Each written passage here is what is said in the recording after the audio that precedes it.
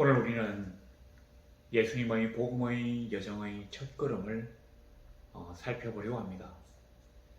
교회는 이 세상으로부터 하나님의 부르심을 받아서 세상과 격리되어 하나님 앞으로 나옵니다. 세상의 가치와 그 욕망의 추구라고 하는 방향을 완전히 틀어서 하나님의 가치, 정의, 사랑, 자비, 그리고 평화에 대한 어떤 가치를 추구하는 하나님의 부르심을 받은 사람들이 모인 곳이 바로 교회입니다. 교회니까 한 명만으로는 교회가 이루어지지 않습니다. 적어도 5명은 돼야 교회가 되겠네요. 내 이름으로 기도하는 자 5, 두셋이 모인 곳이라고 하셨으니까 5이 되겠습니다. 자, 그런데 오늘 우리가 정말로 참 공교롭게도 이 4사람과 예수님을 합치면 5명이 됩니다. 바로 이것이 교회의 시작입니다. 본격적인 복음의 여정에 들어가는 장면이 이제 전개되어집니다. 자, 오늘 보니까 16절에 갈릴리 해변으로 지나가시다가 시몬과 그 형제 안드레가 바다에 그물 던지는 것을 보시니 그들은 어부라. 예수께서 이르시되 나를 따라오라. 내가 너희로 사람을 낚는 어부가 되게 하리라 하시니 곧 그물을 버려두고 따르니라.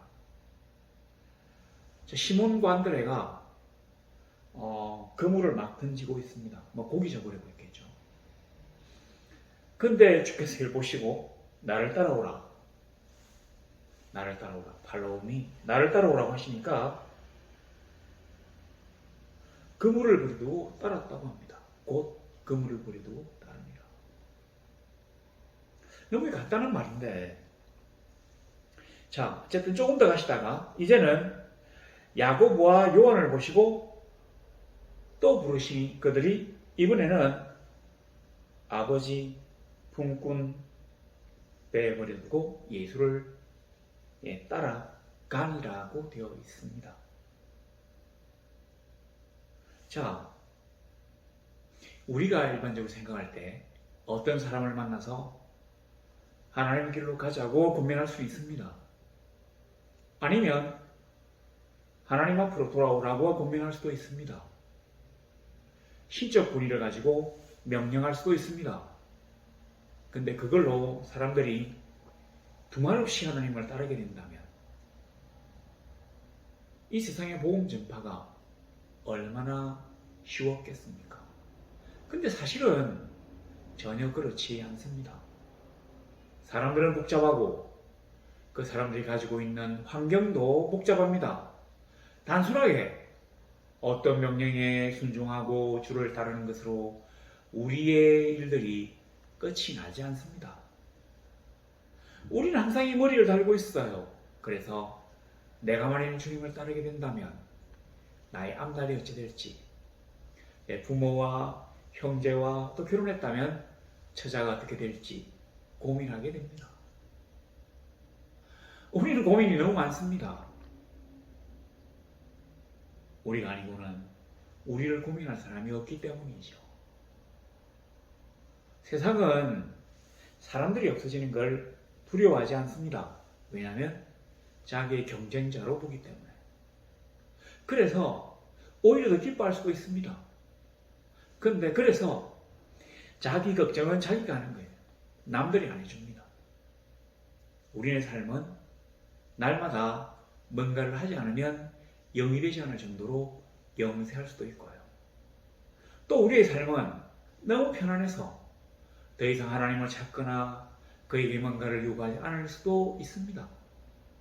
그럴 필요가 없게 되는 것이죠. 자, 그런데 우리가 갈릴리 해변에서 주께서 거니시는 것을 한번 생각해 봅시다.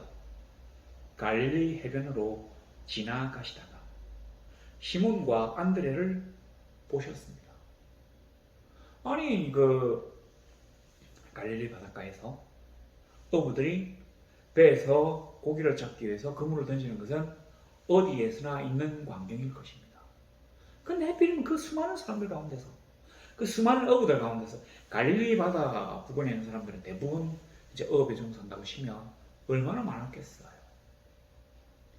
그런데 주께서 시몬과 안드레가 바다에 그물 던지는 것을 보셨습니다. 그 다음에는 세베대의 아들 야고보와 요한을 보셨습니다. 그들은 그물을 던지진 않고 그물을 깃고 있었답니다. 자, 그런데 자기의 생업에 종사하는 사람, 자기의 생업에 종사하기 위하여 준비하는 사람, 어쩌면 하루 일을 끝마치고 집으로 쉬러 가기 전에 그물을 기울 수도 있습니다. 자, 이런 사람들에게 나를 따르라고 하시니 그들이 보면 곧 그물을 버려두고 따르는 18절 20절에 곧 부르시니 배에 버려두고 예수를 따라가니라. 그러니까 다 곧 부르니까 곧 주님을 따랐다고 합니다. 예수님이 신이기 때문에, 메시아이기 때문에, 신적인 권능을 가지고 있기 때문에 이렇게 쉽게 그들이 자기의 삶을 하나님께 바쳤다고요? 그들의 전 삶을 포기하고 예수 그리스도를 쫓기로 작정했다고요? 정말로 그들을 그렇게 믿고 싶겠지만 간단한 문제가 아닙니다. 제가 언젠가 말씀드렸습니다. 마가복음이 복음서 중에서 제일 간단하게 기록되었다고. 제일 먼저 이제 기록되었다고 말씀드렸는데 그 이유가 간단하기 때문에. 그래서 다른 사람들이 자기가 이제 기억나는 걸 그때 덧붙여 적은 거예요. 내가 봤는데 여기는 뭐가 있어. 마태도 보면 비슷하게 적혀 있어요. 근데 누가복음에는 아주 길게 되어 있습니다. 근데 마태, 마가, 누가 이 세 사람이 적은 것보다도 더 먼저, 더 자세하게 빠진 것들을 기록한 사람이 있습니다. 요한이에요, 요한. 그러니까 우리가 이 상황을 보기 전에 뒷 배경을 알 수 있는 게 바로 사도 요한의 그 복음서 때문입니다. 자, 우리가 한번 기억을 살짝 과거로 돌이켜 본다면 예수님이 그 지난주에 제가 이제 지난주겠죠. 말씀드렸는데 그 세례 요한이 잡히시는 것을 보고 유대에서 갈릴리로 옮기셨다고 했잖아요. 자, 그랬는데 그 유대의 사역 중에서 초기 유대 사역에서 세례 요한이 자기의 제자 2명을 예수님에게 보낸 광경을 우리가 기억할 수 있습니다. 그 시몬의 형제인 안드레하고 이제 요한이 2사람을 불러가지고 저기 봐라, 하나님의 어린 양이다. 이렇게 해가지고 그 2사람을 보내요, 예수님에게. 그 예수님을 따라가려고 하니까 예수님이 뭐라고 하셨습니까? 그 여우도 굴이 있는데 나는 인자는 머리 둘 곳이 없다. 그래도 따라오려면 따라와라. 이렇게 하고는 밤새 이제 얘기를 막 나눈 거죠. 그리고 예수님께서 아마 이제 갈릴리로 오셨는데 이 2사람, 그때 그 세례 요한의 제자였던 이 2사람도 안드레와 요한도 역시 갈릴리가 고향입니다. 그래서 여기에서 고기 잡이를 하고 있어요. 그러니까 그때 만났던 그 2 제자가, 물론 예수님의 제자는 아닌데 그때 이제 만났던 그 2사람이 여기에 나온다는 게 우연이 아닙니다. 아니에요, 우연이. 절대 아닙니다. 자, 그랬는데, 자, 우리가 이제 이 2사람을, 그 다른 성경을 모두 다 종합해서 추리한다면, 이 2사람이 예수님과 밤새도록 얘기를 나누고 난 다음에 고향으로 돌아가가지고 형제들에게 얘기합니다. 그 야고보하고 시몬 베드로에게 얘기를 하는 거예요. 우리가 메시아를 만났다. 그분이 갈릴리가 고향인데 우리가 메시아를 따르자. 그래서 아마 이 시몬도 예수님을 만났을 것 같습니다. 근데 예수님하고 이렇게 얘기를 딱 나눠보니까 이 시몬의 생각에는 예수님이 메시아가 아니에요. 왜냐하면 시몬 베드로는 성격이 아주 다혈질이고 뭔가 좀 어떤 그 무력을 숭상한다고나 할까요? 뭐 이 사람 군인도 아니긴 아닌데 이 사람이 항상 그 칼을 차고 다녔잖아요. 그래서 예수님을 갖다가 이제 뭐라고 합니까? 경호를 해야 된다고 생각하는 사람이에요. 예수님처럼 그 훌륭하신 분이 암살의 위협을 당할 수 있으니까 내가 옆에서 칼을 차고 지켜야 된다. 그래서 그 마지막으로 막 이제 그 대제사장의 종들이 예수님을 덮치려고 하는 그 순간에 예수님을 지키려고 칼을 빼가지고 도망 안 가고 칼을 빼가지고 그 종 말고의 길을 막 치잖아요. 뭐 물론 말고를 죽이려고 아마 휘둘렀겠지만 약간 피하는 바람에 귀가 한쪽이 딱 떨어지잖아요. 그런 것처럼 이 베드로는 갖고 있는 생각이 다릅니다. 평화, 은혜, 사랑, 협동 이런 거하고는 좀 거리가 먼 사람이에요. 자기는 유대인들이 그렇게나 꿈꿔왔던 메시아를 고대했습니다. 그래서 그런 메시아를 끌로 생각했습니다. 근데 예수님과 대화를 하는 사이에 뭘 느끼냐면 좀 이상하다. 이분은 메시아는 아닌 것 같다. 아주 그 뜻은 좋아요. 뭐 사랑하고 용서하고 참 좋은 것 같은데 내하고는 안 맞다. 이렇게 생각을 했던 것 같습니다. 그래서 다시 시몬 베드로는 주님을 떠났어요. 어쩌면 시몬 베드로는 주님을 이전에는 단 한 번도 따랐던 적이 없을 수도 있습니다. 하도 옆에서 뭐 동생이지 형이지 형제가 권하니까 한 만나러 가서 얘기해보고 마음에 안 드니까 다시 오는 거죠. 자, 여기에 복음의 원칙이 하나 있습니다. 우리가 그냥 말하기 쉽게 뭐라고 합니까? 우리는 창세전에 이미 생명체계의 농명이 되었고 하나님의 선택을 받은 예정된 사람이다. 바로 그게 여기 나옵니다. 시몬 베드로가 자기는 주님을 따를 생각이 없었어요. 근데 주께서는 그 시몬 베드로를 포기하지 않으려고 하셨나 봅니다. 우리가 갈릴리 해변이라고 생각하면 뭔가 아주 포근하고 목가적인 어떤 풍경이 연상됩니다.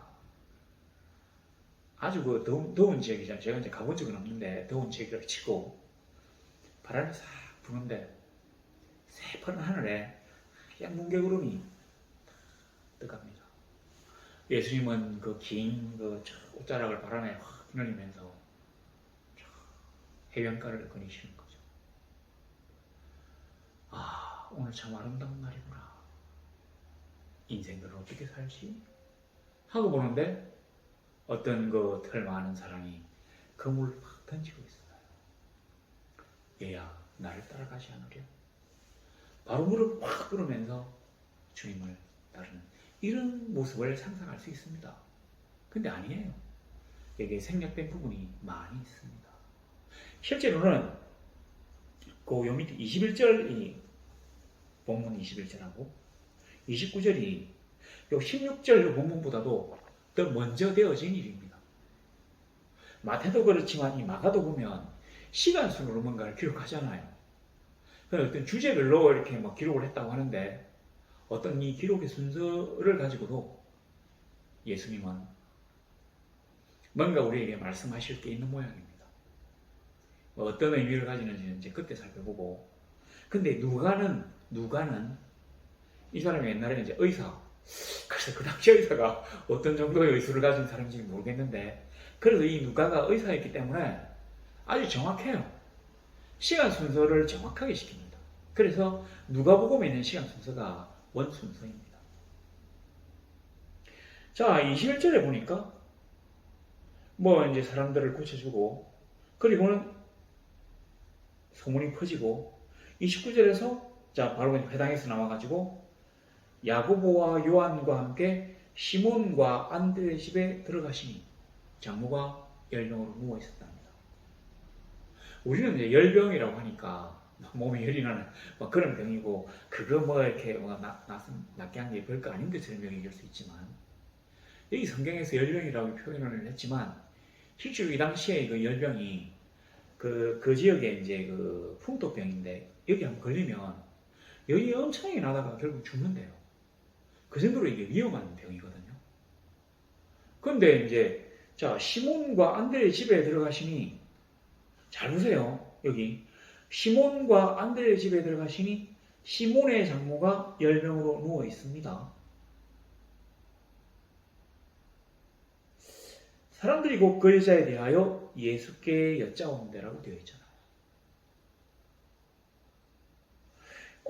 이게 무슨 말인지를 우리가 이제 조금 살펴본다면, 여기, 누가복음에 보시면,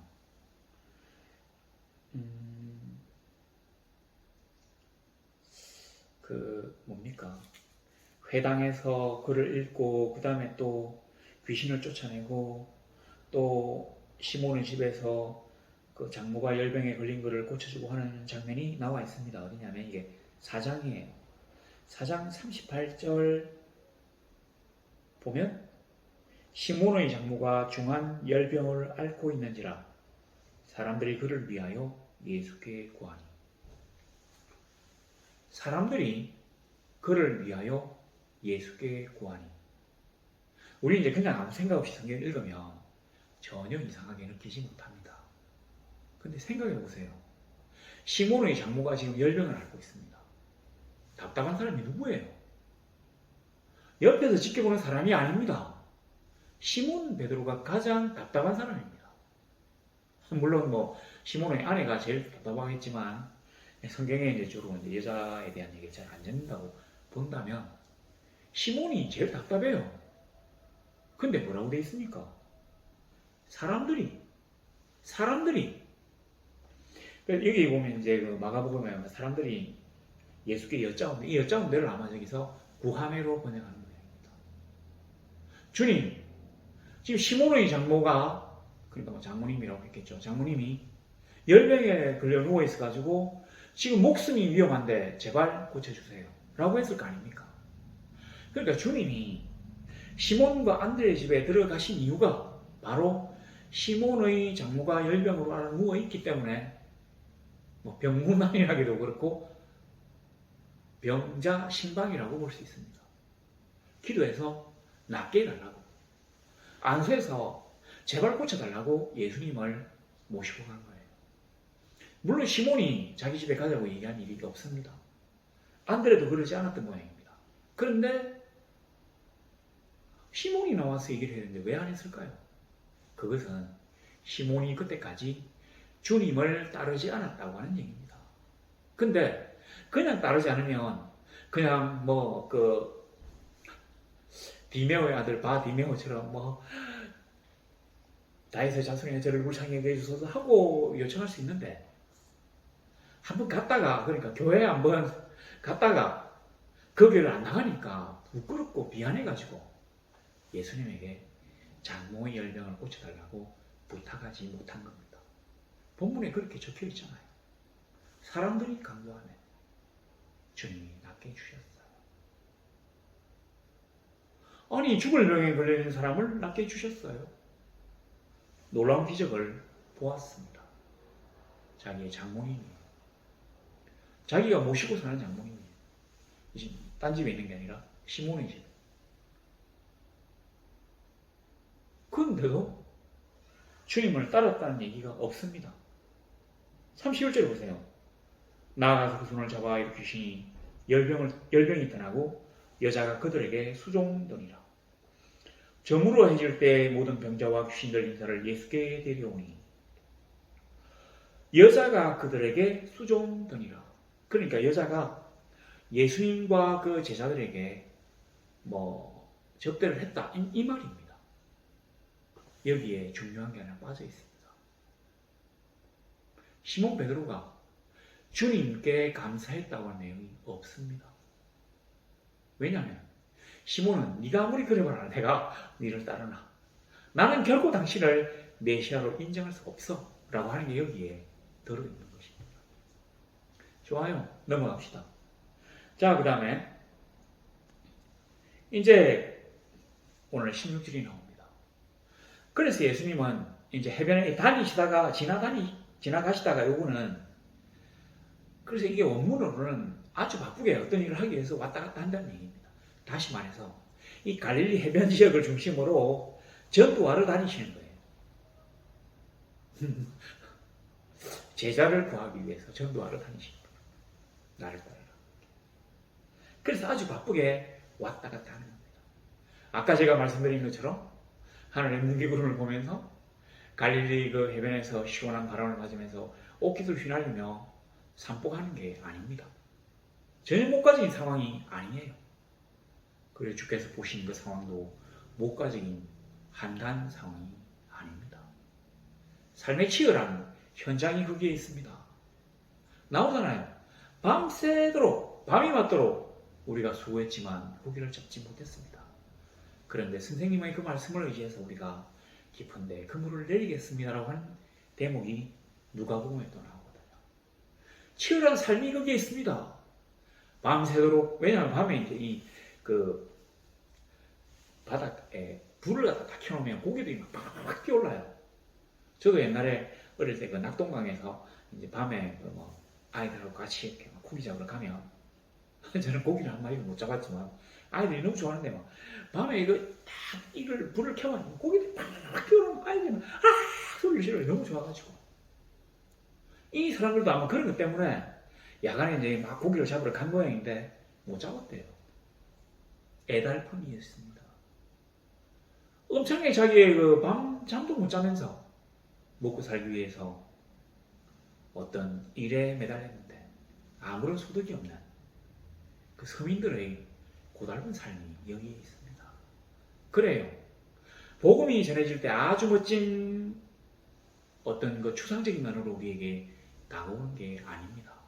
복음은 현실 속에서, 삶의 현장 속에서, 치열한 삶의 전투 속에서 우리에게 전거되어집니다.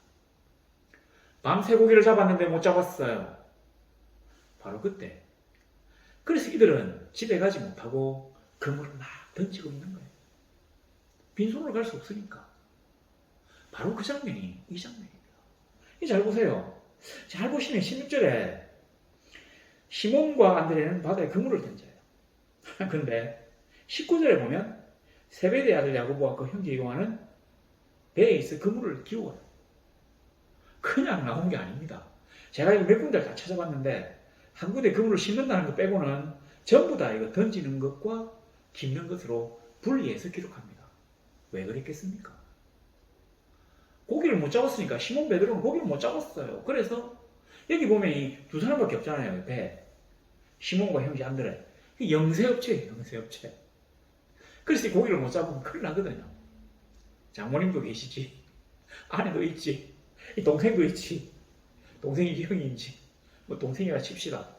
그러니까 먹고 살려면 뭐 고기를 잡아야 하는데 고기를 못 잡았기 때문에 남들이 다 쉬는데도 그물을 막 던집니다.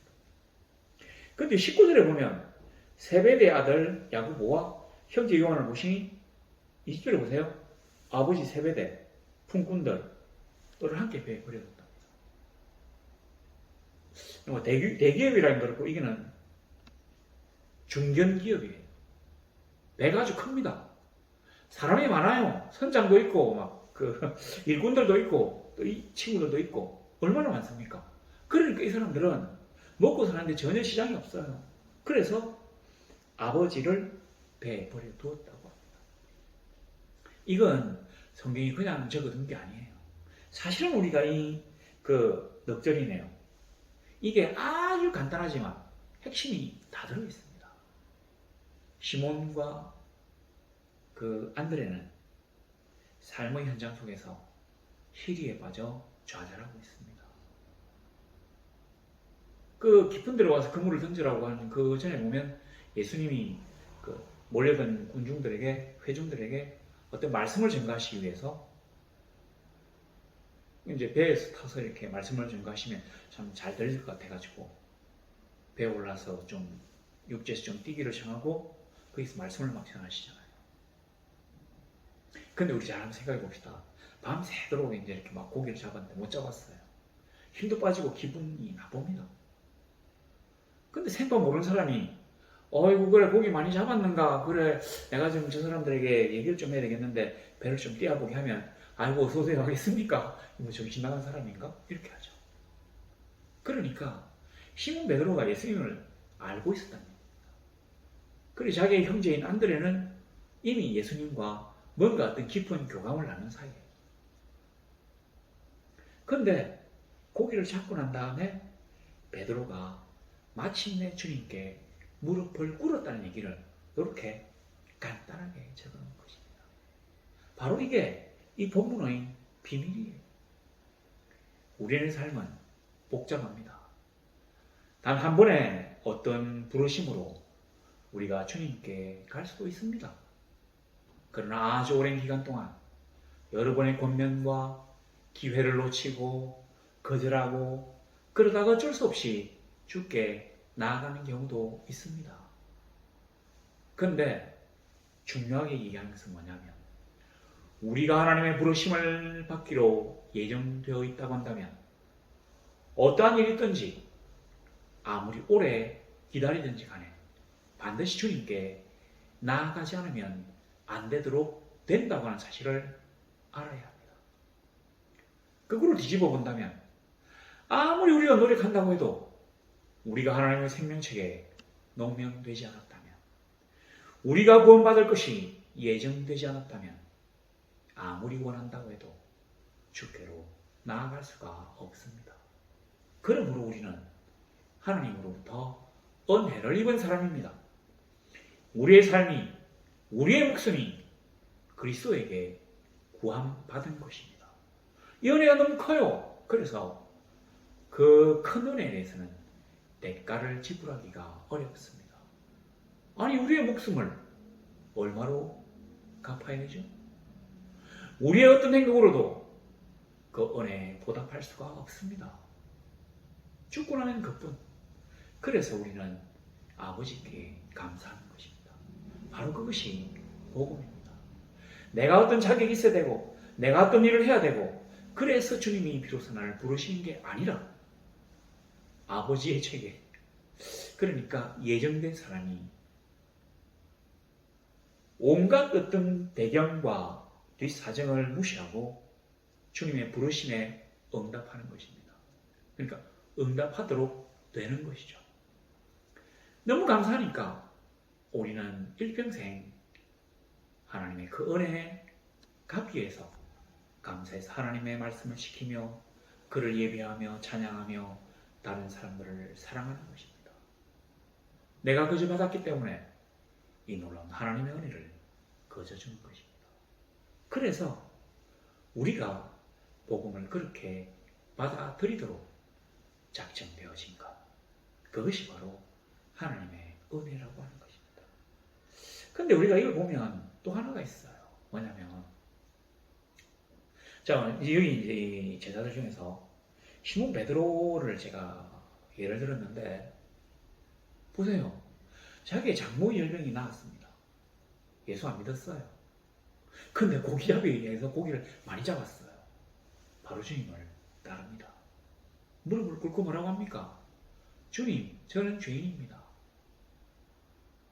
저를 떠나십시오. 그러니까 제가 항상 드리는 말씀이 기독교는 그 언어의 종교, 논리적인 종교가 아니라 체험의 종교라고 말씀드렸잖아요. 느껴야만이 우리가 하나님의 은혜를 느끼며 우리가 하나님의 장중에 붙들린 바 되어야만이 우리의 심령에 하나님의 성령이 임하셔야만이 우리가 하나님을 믿을 수 있습니다. 세상 어떤 논리로도 우리를 믿게 하지 못합니다. 그 옛날에 그 사도 바울이도 많이 배웠다고 막 사람들과 어떤 논쟁하다가 오히려 잡혀서 죽을 뻔했잖아요. 그것과 마찬가지로 이 기독교는 은혜의 종교입니다. 성령의 역사는 많이 배웠다고 우리에게 다가오는 것은 아닙니다. 사람들의 그 심령이 복잡한 것과 마찬가지로 우리의 일이 아무리 뛰어나다고 해도 우리의 지식이 아무리 많다고 해도 상대방을 일방적으로 굴복시킬 수가 없습니다. 그래서 자기가 직접 하나님의 은혜를 경험해야만이 우리가 하나님을 따를 수 있다고 하는 얘기 나와 있습니다. 또 이럴 수가 있어요. 아, 저 사람은 이리 돈이 없어. 아우, 내가 저 사람 따라다니면 내 돈 다 쓰는 거 아니야? 자, 이렇게 해서 베드로가 주님을 안 따랐을 수도 있습니다. 근데 주님이 한번 이렇게 명령하시고 그 명령을 따르니까 고기를 어마어마하게 많이 잡으니까 그런 게 아니구나. 이 천지의 모든 것을 마음대로 이용하실 수 있는 전능하신 하나님이구나 하는 것을 깨달았기 때문에 안심하고 주를 따를 수도 있습니다. 우리가 느껴야 될 것은 뭐냐면 보이는 상황을 보고 주를 믿는 것은 믿음이 아니라고 하는 것입니다. 보지 않고 믿는 것이 참된 믿음이라고 하는 것이죠. 바로 이 본문 안에 그러한 내용이 또 들어있습니다. 세상 삶에 너무 치여가지고 네 머릿속으로 뭔가를 막 계산하고 거대한 건물, 아주 좋은 학교, 유수의 강사진이 없는 곳을 나는 갈 수 없어라고 하지 말고 이 본능이 너의 심령 깊은 곳에서 성령의 감동하신 데 따라 그를 따르라고 하는 게 바로 여기에 또 나와 있습니다. 오늘 우리가 이 본문에 이 아주 간단한 이 4개의 절에서 3개의 원칙을 배웁니다. 첫 번째는 우리가 하나님으로부터 그 선택받은 자라면 어떠한 일이 있어도 반드시 주께 가게 되어 있다. 그 다음에 두 번째는 우리가 하나님을 만날 때는 자기가 체험해야 된다. 내가 은혜를 체험해야 된다. 내가 은혜를 보는 게 아니라, 내가 기적을 보는 게 아니라 내가 바로 체험해야 된다. 사람들이 막 이래서 방언도 하고 막 우와, 그래도 자기는 맹숭맹숭하잖아요. 막 기도받고 사람들이 막 벌떡벌떡 일어나고 그래도 자기는 우아해도 맹숭맹숭합니다. 왜냐하면 자기에게 일어난 은혜가 아니거든요. 여하튼 기독교는 체험의 종교입니다. 그 복음의 기적의 방관자가 아니라 그 기적의 체험자야만 하나님께 가까이 갈 수가 있습니다. 느껴지거든요. 하다못해 성령님이 내 마음을 탁 움직이셔야, 여기를 탁 건드리셔야 내가 막 이 성경이 믿어지잖아요. 그렇구나. 왜 이러는지 날 같은 죄인이라면서 눈물이 쫙 흐르게 됩니다. 세 번째가 뭐냐면 복음이 우리에게 딱 들어오면 내가 죄인인 것을 알게 된다고 하는 것이죠. 이 당시에 제가 이제 어떤 책에서 보니까 이 베드로가 상당히 부유했답니다. 나름 선주잖아요, 선주. 배도 있고. 그리고 이 베드로가 그 갈릴리 해변에 양쪽으로 집이 있었대요. 근데 그 집터를 살폈는데 집이 상당히 그럴듯했답니다. 그러니까 베드로는 부족함이 없어요. 뭐 혁명이 뒷세력이면 모를까. 예수님을 따르기에는 좀 자기 입장에서는 자기가 아깝다고 생각했을 수도 있습니다. 아무것도 없는 양반. 내가 내 재산 다 바쳐가면서 뭐 때문에 따라. 웃기고 있네. 이랬을 수도 있습니다. 자기는 잘 살고 있다고 생각했을 수도 있어요. 세상이 원래 그래. 원래 이렇게 옛날부터 다 그래 왔던 거야. 관례가 그런데 뭐. 사람이 뭐 특별한 게 있어? 자, 이렇게 하면서 자기의 삶을 그냥 무심코 흘려버릴 수 있습니다. 제가 항상 이제 얘기하는 게 뭐냐면 그 산에 그 기도하러 가가지고 그 산에 높은 데서 그 도시를 딱 바라다 보면 도시 전체가 뿌였습니다. 그 산에서 보면 저런 어떤 그 뿌연 시커먼 그런 그 공기 속에서 내가 참 잘도 살았구나 하는 걸 느낄 수 있습니다. 근데 제가 그 산에 올라가서 도시를 바라보지 않았다면 이 도시가 뿌연 그 어떤 안개 속에, 안개라고 하기는 좀 그렇고 스모그? 그 속에 있으리라고는 꿈에도 생각지 못하고 느끼지도 못합니다. 야, 날씨 정말 좋구나. 하늘 정말 맑구나. 이런 거지. 저기와 여기 사이에 시커먼 그 어떤 구름인지 안개인지가 껴있다고는 꿈에도 생각을 못합니다.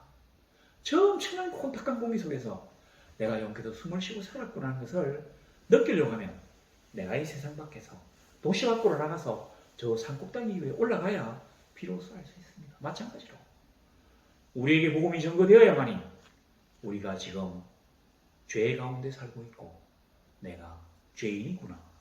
하나님이 원래 우리를 창조하실 때는 이런 사람들이 아니었겠구나 하는 것을 깨달을 수 있다고 하는 것입니다. 이 세 가지. 오늘 우리 사랑하는 성도들이 이 세 가지를 느끼면 좋겠습니다.